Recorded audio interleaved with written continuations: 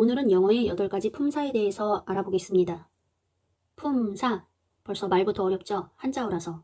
우리나라 말로 하면 쉬운데 길어지기 때문에 꼭 한자어를 쓰는 경우가 많아요. 그죠? 간결하게 압축해서 쓸 수 있으니까. 따라서 차라리 영어로 쓰면 이해하기가 훨씬 쉬운 경우가 많습니다. 품사를 영어로 a part of speech라고 합니다. 우리가 말을 할 때는 단어를 사용하잖아요. 그런데 그 단어들이 문장 내에서 동일한 역할을 합니다. 그래서 동일한 역할을 하는 단어들을 묶어서 우리가 이렇게 분류를 하는 거예요. 그렇게 이해하시면 편할 것 같아요. 자, 그러면 첫 번째 단어 그룹. 명사입니다. 명사는 영어로 noun이라고 해요. noun. 제가 명사를 지금 8가지로 분류를 해 드릴 거거든요. 잘 들어보세요. 자, 첫 번째는 보통 명사와 고유 명사 그룹으로 비교하면서 나눠보겠습니다. 보통 명사를 영어로 common noun이라고 하고요. 흔하다, 일반적이다 이런 뜻이죠. 고유 명사는 proper noun이라고 합니다. 세상에 하나밖에 없는 거예요. 보통 명사의 예는 뭐 girl, city, animal, 무한정 많죠. house, food 이런 거. 고유 명사는 세상에 하나밖에 없는 거예요. 그래서 사람 이름이 되겠어요. John. 아니면은 도시 이름. London. 아니면 나라 이름. France. 보통 명사는 셀 수 있는 명사겠죠. 그래서 반드시 앞에 어를 쓰거나 2개 이상이면 뒤에 s를 붙여줘야 돼요. 고유 명사는 원래 하나이기 때문에 어나 더를 쓰는 게 무의미합니다. 절대 쓰지 마시고요. 대신에 항상 대문자로 쓰셔야 됩니다. 자, 두 번째 그룹은 가산 명사와 불가산 명사로 나눠볼게요. 셀 수 있느냐 없느냐를 기준으로 했을 때는 이렇게 나눌 수 있다는 얘기입니다. 1번은 어떤 기준으로 나눈 거예요? 이것이 흔한 거냐? 세상에 하나밖에 없는 거냐? 그 기준으로 명사를 나눌 땐 이렇게 2개로 나눌 수 있지만 모든 명사가 또 이렇게 셀 수 있느냐 없느냐로 나눌 수 있어요. 우리가 사람도 여러 가지 기준에 의해서 다양하게 나눌 수 있잖아요. 어떻게? 성별로 나누면 남자와 여자, 나이별로 나누면 노인, 중년, 청년, 아이. 또 어떻게 나눌 수 있어요? 인종으로 황인, 백인, 흑인. 이렇게 기준을 뭘로 하느냐에 따라서 다양하게 나눌 수 있잖아요. 마찬가지로 명사도 기준을 뭘로 하느냐에 따라서 이렇게 다양하게 분류가 될 수 있겠구나. 이렇게 이해하시면 돼요. 그래서 일반적으로 흔한 것, 세상에 널린 것, 그건 보통 명사가 되는 거예요. 세상에 하나밖에 없는 건 고유 명사 이렇게 표현을 하고, 그래서 보통 명사는 흔하게 널려 있으니까 어를 붙이거나 복수로 쓰거나 할 수 있는 거고, 고유 명사는 하나밖에 없으니까 당연히 어더를 쓰면 안 되고 대문자로 써라. 이해하기 쉬우시죠? 그럼 명사를 셀 수 있느냐 없느냐로 구분을 했을 때는 가산 명사와 불가산 명사로 나뉜다는 겁니다. 가산 명사는 영어로 countable noun이라고 해요. 자, count, 세다라는 동사죠. 근데 여기다 able, 형용사 어미를 붙이면 셀 수 있는이 돼요. 그래서 countable noun 하면 셀 수 있는 명사. 불가산 명사는 셀 수 없으니까 un을 붙입니다. uncountable noun, uncountable 하면 불가산 명사가 되겠어요. 자, 가산 명사. 셀 수 있는 명사의 얘는 보통 명사가 되겠죠. 그렇죠? 앞에서 본 보통 명사. 그럼 불가산 명사는 뭐가 될까요? 1번의 고유 명사는 불가산 명사겠죠. 자, 보통 명사인데도 불가산 명사인 게 있어요. 예를 들어서 milk. 이거 보통 명사죠? 근데 셀 수 없잖아요. water 셀 수 없죠. air 셀 수 없죠. 또 wood 셀 수 없죠. 또 happiness 이거 셀 수 없어요. happiness는 추상명사라고 이따가 얘기할 거예요. 자, milk, water 셀 수는 없는데 세긴 세야 되죠. 우리가 생활을 하면서 셀 수 없기 때문에 단위를 이용해서 세요. 예를 들어서 a cup 아니면 a glass of 이런 걸 사용해요. a cup of milk, a glass of water 이런 식으로 물 한 잔, 뭐 우유 한 컵 이렇게 단위를 이용해서 센다는 것. wood는요. 나무는 tree라고 그러죠. 나무는 보통 명사예요. 셀 수 있어요. a tree, trees. 근데 wood는 목재입니다. 그래서 셀 수 없는 걸로 취급을 합니다. 그래서 이런 명사들은 불가산 명사이기 때문에 어나 더를 붙여서는 안 됩니다. 더는 붙일 수 있지. 어를 붙이면 안 되고 뒤에 복수 어미로 s를 붙여서도 안 돼요. 하지만 세야 되는 경우가 있을 경우에는 이렇게 단위를 이용해서 센다. 알아두시고요. 그 다음에 세 번째, 이번에는 어떤 기준으로 명사를 분류할 거냐면 구체명사, 추상명사. 구체명사를 영어로 concrete noun이라고 하고요. 만질 수 있고 볼 수 있는 거예요. 추상명사는 만질 수도 없고 볼 수도 없는 겁니다. abstract noun이라고 해요. 구체명사에 얘는 뭐가 있을까요? 1번에 보통명사 구체명사죠. 2번에 가산명사, 불가산명사. 이런 것도 구체명사죠. 볼 수 있고 만질 수 있으니까. 추상명사가 바로 2번에 happiness. 이런 게 추상명사가 되겠죠. 추상명사의 예를 조금만 더 들어볼까요? happiness 있었고 love, time, fear, freedom 뭐 이런 거 쓸 수 없잖아요. 추상적인 개념이죠. 자, 이번에는요. compound, 복합명사가 있습니다. 복합명사는 영어로 compound noun이라고 해요. 이건 어려운 게 아니에요. 절대로. 여러 개의 단어를 조합해서 한 단어로 만든 거예요. 예를 들어서 table, cloth. table이라는 단어와 cloth, 천이라는 단어를 복합적으로 이렇게 붙여서 table cloth, 한 단어를 만든 거예요. 어렵지 않죠? 이렇게 붙여서 쓰는 경우도 있고, 이것도 복합명사죠? 이 경우에는 두 단어를 붙였어요. 그런데 띄어서 쓰는 경우도 있어요. credit card. 이것도 복합명사인데 비록 떼어서 쓰긴 했지만 한 단위로 취급을 해요. 그래서 a credit card. 어도 붙이고, 복수일 경우에는 credit cards 하고 뒤에 s 붙이고. 희한하죠? 이렇게 중간에 스페이스가 있잖아요. 그런데도 이거 전체를 한 단어로 취급을 하는 거예요. 이렇게 스페이스가 있는 경우가 있고, 이 두 단어가 같이 스페이스가 없는 경우가 있고, 또는 복합명사가 하이픈으로 연결된 경우도 있어요. son-in-law. 이것도 셀 수 있는 명사예요. 붙이고 뒤에 s 붙이고. 이렇게 붙어있는 경우도 있고 스페이스가 있는 경우도 있고 하이픈이 있는 경우도 있고 복합명사는. 이걸 기억하시면 되겠습니다. 자, 그 다음 마지막으로 집합명사에 대해서 알아보겠습니다. 집합명사는 영어로 collective noun이라고 합니다. 이 집합명사는 명사 중에서 약간 특이한 그룹인데 flock,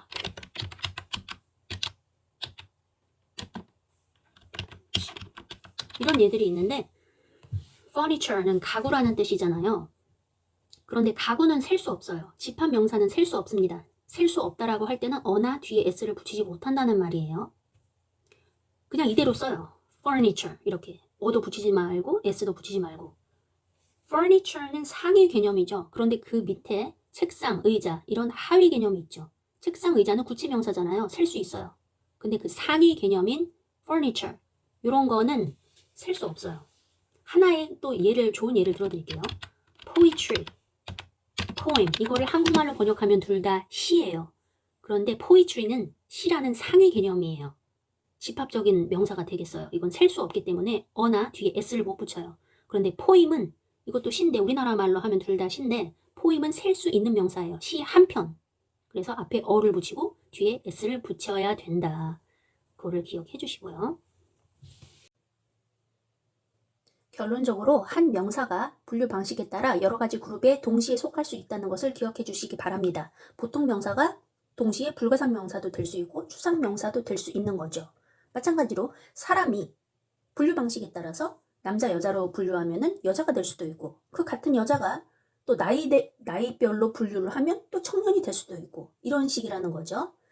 자, 그 다음에 우리가 볼 것이 대명사인데요. 제가 실수로 여기다 pronoun 이렇게 철자를 잘못 썼는데 pronoun, pronoun이 되겠어요. pronoun. 대명사는 말 그대로 명사를 대신받는 말이 되겠습니다. 왜 이런 게 생겼느냐? 대명사는요. 영어의 특징을 알아야 되는데 한국말 같은 경우에는 한 번 쓴 명사를 다시 써도 괜찮아요. 너무 자주 쓰면 좀 문제가 되겠지만 그냥 좀 여러 번 써도 괜찮습니다. 그런데 영어의 특징은 뭐냐면 한 번 쓴 명사를 절대 두 번 이상 쓰지 않아요. 창조적인 다른 명사로 바꾸거나 아니면 대명사를 계속 씁니다. 대명사를 무지 많이 써요. 그래서 영어에는 대명사가 발달돼 있어요. 여러분이 TV에서 뉴스를 보거나 신문 기사를 읽으시면 이거를 금방 캐치하실 수 있으세요. 대명사가 엄청 많아요. 그래서 이 영어의 텍스트를 한국말로 번역을 할 때 그대로 번역하면은 너무 번역 냄새가 나요. 번역 냄새가 난다는 건 대명사를 그대로 그녀 이렇게 써놓은 거거든요. 우리나라 말은 그녀, 뭐 이렇게 잘 쓰지 않습니다. 문학작품에서는 좀 쓰지. 좀 어색해요. 우리나라는 좀 명사로 바꿔주는 게 자연스럽거든요. 그래서 영어를 한국말로 번역할 때는 대명사를 좀 많이 제해주고 명사로 바꿔주는 것이 하나의 지혜가 되겠습니다. 자, 그럼 대명사를 깊이 파보도록 하지요. 대명사는 7가지로 분류를 할게요. 자, 2-1 인칭 대명사. 인칭을 영어로 personal pronoun이라고 합니다. 우선 대명사를 영어로 pronoun이라고 해요. 인칭을 나타내는 말. 예를 들어서 제일 대표적인 게 I가 되겠죠. 그죠? I, we, you 이런 거. They 인칭 대명사예요. 또 뭐가 있을까요? Me, us, them, him 뭐 이런 거. 또 뭐가 있을까요? 인칭 대명사 my, our, your, his, her 이런 거. 인칭 대명사를 지금 제가 3가지로 분류를 했어요. 첫 번째는 주격입니다. 주격, subjective case예요. subjective, 주격. 두 번째는 objective case예요. 목적격 대명사가 되겠어요. 세 번째는 possessive case가 되겠습니다. 소유격 대명사예요. 그래서 인칭 대명사는 이렇게 3가지로 나뉜다는 거. 주격, 목적격, 소유격. 이거 기억해 주시고요. 자, 첫 번째가 인칭 대명사였고 두 번째가 지시 대명사가 되겠습니다. 지시 대명사는 영어로 demonstrative pronoun이라고 그래요. 지시 대명사는 정말 이해하기가 쉬워요. 지시하는 거니까 이것저것 이런 게 지시 대명사예요. this, that. 복수형은 these, those 복수형이죠. 쉽죠? 자, 세 번째는 의문 대명사가 되겠습니다. 의문 대명사는 영어로 interrogative pronoun이라고 해요. 예를 들어서 누구야, 누구 그런 말 who, whom, what 뭐 이런 게 되겠어요. 자, 네 번째 relative pronoun 관계 대명사가 있습니다. relative pronoun who, which, whose, that, whom 이런 거 있잖아요. 이 관계대명사만 다루는 것도 사실 1시간 이상이 걸릴 수 있어요. 그런데 오늘은 품사에 대해서 전반적인 것을 말씀해 드리기 때문에 이렇게만 하고 짧게 넘어가겠습니다. 자, 5번째 부정 대명사. 부정이라는 말이 어려운데요. 정해지지 않았다는 얘기예요. indefinite. 부정 관사를 indefinite article 이렇게 얘기하잖아요. 자, 부정 대명사는 indefinite pronoun이 되겠습니다. 자, one이 있는데요. one은 하나라는 뜻도 있지만 부정 대명사로 쓰일 때는 그냥 일반인, 아무나, 사람 한 명을 뜻해요. 아니면 뭐 someone, 뭐 anyone, no one 이런 것들이 부정 대명사가 되겠어요. 자, 6번째는 제기 대명사. 제기 대명사는 영어로 reflexive pronoun이라고 합니다. 얘는 뭐 myself, yourself, itself 뭐 이런 종류들. 자, 마지막으로 7번째 reciprocal 이란 뜻은 서로 주거니 받거니 한다는 얘기예요. 이런 대명사는 얘가 each other, one another 이런 말들이 되겠습니다. 자, 지금까지 8품사 중에서 두 종류를 훑었어요. 첫 번째는 명사, 두 번째는 대명사. 자, 그 다음에 동사로 가보겠습니다. 동사는 영어로 verb라고 합니다. verb. 동사는 크게 3가지로 나눠요. 비동사가 있고 조동사가 있고 그 다음에 일반 동사가 있습니다.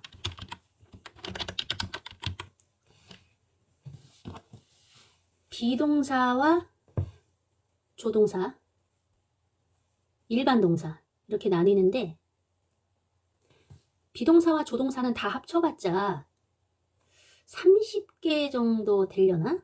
30개도 안 될 수도 있어요. 이 30개를 제외한 나머지 모든 동사는 일반 동사예요. 그럼 일반 동사의 개수는 뭐 수만 개가 되는 거죠. 왜 이런 식으로 두 개로 분류를 하냐면 비동사와 조동사, 일반 동사.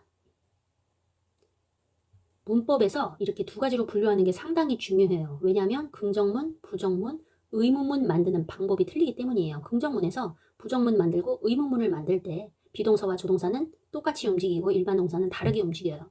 그래서 이렇게 두 가지로 분류를 합니다. 한편 동사에서 중요한 게 뭐냐면 동사 활용이에요. conjugation. 동사 활용, 인칭에 따라서 변하는 거예요. 예를 들어서 I, we, you, they일 경우에는 동사를 만약에 love라는 동사를 쓴다. 그럼 love를 쓰는데 he, she 이실 때는 s를 붙여요. 이런 거를 conjugation이라고 그래요. 동사를 활용하는 거. 이거가 중요하고 그 다음에 동사는 시제가 중요합니다. 시제를 영어로 뭐라고 그러죠? tense라고 그래요. 그래서 동사는 말이 계속 변하기 때문에 제일 정복하기가 어렵다고도 볼 수 있어요. 명사는 그냥 외우면 되잖아요. 그죠? 근데 동사는 인칭에 따라서 시제에 따라서 계속 변하기 때문에 처음 배우실 때는 어려울 수가 있습니다. 그래서 이 conjugation과 tense를 반드시 정복을 해야 된다는 거 기억을 하시고요. 물론 tense에 대해서도 또 깊게 들어가면 1시간, 2시간 이상 설명을 해야 됩니다. 근데 오늘은 품사에 대해서만 간단히 설명을 하고 넘어가니까 이 정도만 할게요. 자, 네 번째로 형용사가 있습니다. 형용사는 영어로 adjective라고 해요. adjective. 형용사의 역할은 뭐냐? 명사 앞에서 명사를 수식해줍니다. 예를 들어서 a pretty girl 수식해주고 있죠? 그런데 형용사가 좀 길 경우가 있어요. 아니면 형용사 구가 와서 좀 말이 길어지면 명사 뒤에 옵니다. 한편 명사 앞에서만 수식하지는 않고 주격 보호로 쓰일 때도 있어요. she, 주어, is, 동사. 자, pretty.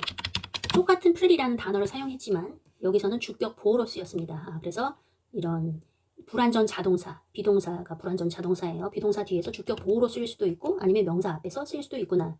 형용사가 길어지면 형용사 구가 되면 명사 뒤에서 수식하고 이거를 기억해 주시기 바랍니다.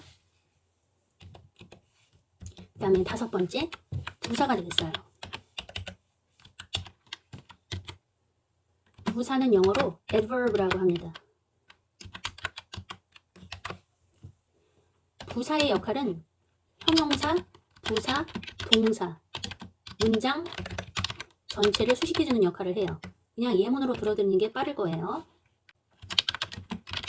pretty는 형용사죠. 근데 very pretty, 매우 예쁜. 그래서 very가 pretty, 형용사를 수식해주고 있어요. 자, 두 번째, 부사를 수식하는 경우. fast는 빠르게 라는 부사인데요. very fast. 매우 빠르게. 부사가 부사를 수식하기도 하고, 그 다음에 run fast. 빨리 달리다. 이 경우에는 동사를 수식해주고 있어요. 자, 문장 전체를 수식해주기도 하는데,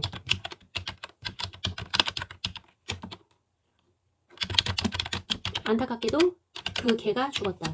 이 안타깝게도가 수식하는 거는 문장 전체가 되겠습니다. 자, 부사의 역할이에요. 어렵지 않죠?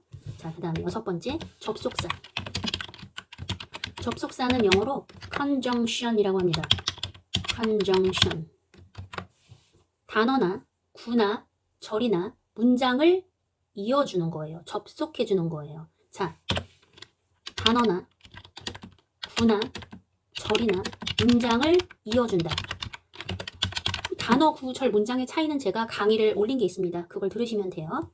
다 이어줄 수 있어요. 그런데 두 가지로 나뉜다는 거를 기억을 해주세요. 첫 번째, 등위 접속사. 두 번째, 종속 접속사. 등위 접속사라는 거는 이어주는 말들이 등위, 위치가 똑같다는 거예요. 대등하다. 그래서 예를 들어서 and, but, or 이런 게 되겠습니다. 근데 종속은 말 그대로 어디에 종속되니까 A, B가 있다면 A가 B보다 약한 거예요. 어디에 종속돼서 들어가니까. 그 예로 when, if, because 이런 것들이 있어요. 이런 거는 다 종속절입니다. 종속절을 이끄는 접속사들이에요. 이 말을 붙이면 주절에 들어가야 돼요. 자, 이게 접속사였고, 그 다음에 7번 전치사.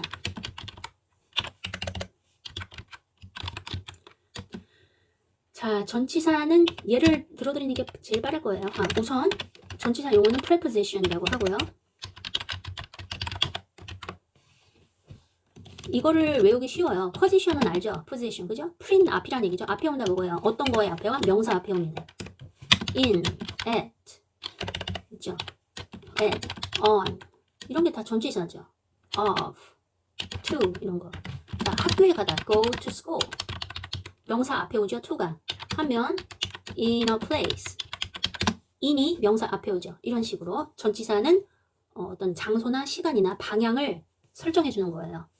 자, 전치사 같은 경우에는 이렇게 쉬운 것 같아요. 용법은 쉬운데 막상 깊이 들어가면은 관사처럼 상당히 어렵습니다. 자, 우선 여기까지만 넘어가고 마지막, 드디어 마지막이 왔어요. 감탄사가 되겠습니다. 감탄사는 영어로 interjection이 되겠어요. 자, 팔품사 중에서 제일 쉬운 게 감탄사 같아요. 공부할 게 하나도 없어. 웁스 그런 거 있잖아요. 웁스 또 뭐 있어요? 오, 뭐 이런 게 감탄사예요. 하나도 어렵지 않죠? 공부할 거 없어. 그죠? 다시 앞으로 쭉 올라갈게요. 자, 명사 공부할 거 많죠? 네, 이렇게 공부할 거 많고요. 대명사, 대명사는 단어만 외우면 전혀 어려운 게 없어요. 쉽습니다. 동사, 동사는 공부를 좀 해야죠. 활용, conjugation도 공부를 하고 tense, 시제를 정복해야 됩니다. 12가지 시제.